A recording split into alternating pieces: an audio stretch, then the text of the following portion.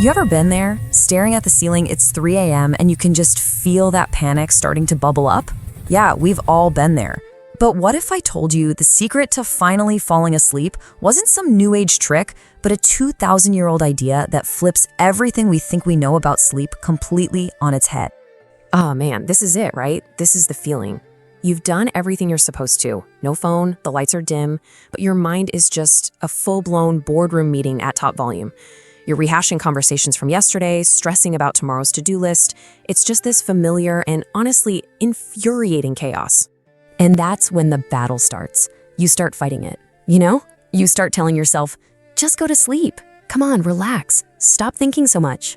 But the harder you push, the more sleep just seems to sprint away from you. It's this crazy, maddening loop. And here it is. This is the whole thing, right here. The core paradox of insomnia. The very act of trying to sleep, making sleep a goal you have to achieve, is the exact friction that keeps your mind buzzing. So why do our best intentions backfire so spectacularly? Well, the answer, and this is wild, comes from a philosopher who was thinking about this very problem 2,000 years ago, and he used some incredible metaphors to explain it. So this philosopher, Zhuangzi, he gave us this amazing image.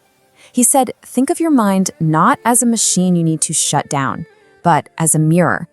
Its only job is to reflect whatever passes by. Thoughts, worries, plans, they're just like dust motes floating through the air in a busy city. And this is exactly where we go wrong.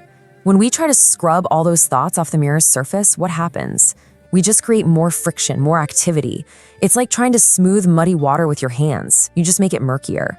We try to force quiet, and we only end up creating more noise. Which, of course, brings us to the most important question of all. If effort is the problem, what on earth is the solution, right? How do you get to sleep without trying to get to sleep? The answer is this really profound concept, and it has absolutely nothing to do with breathing exercises or meditation apps. It's a total shift in perspective, and it's called the fasting of the heart. Xin Zhai. The whole idea here is to stop feeding the part of you that is always doing, the part that sees sleep as just another task to check off a list. It's about letting go of that striving, effortful identity that you carry around all day long. And this is the fundamental reframe.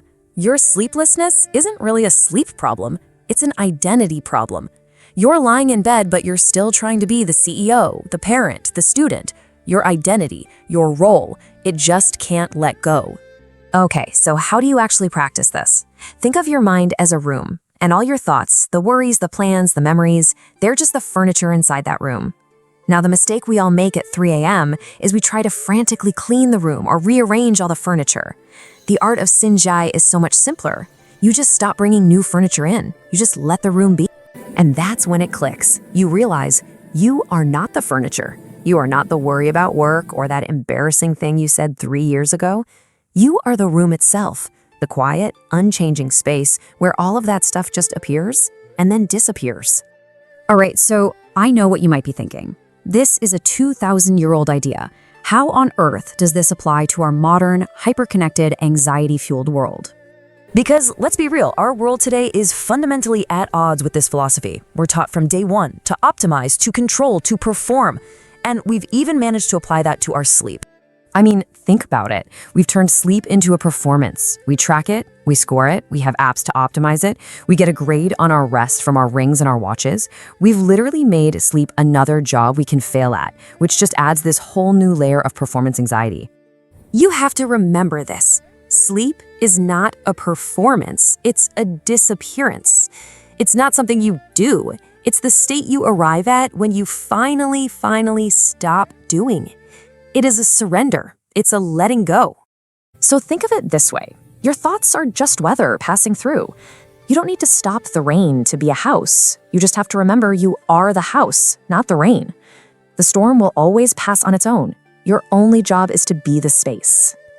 So tonight, when you get into bed, please resist the urge to chase a feeling.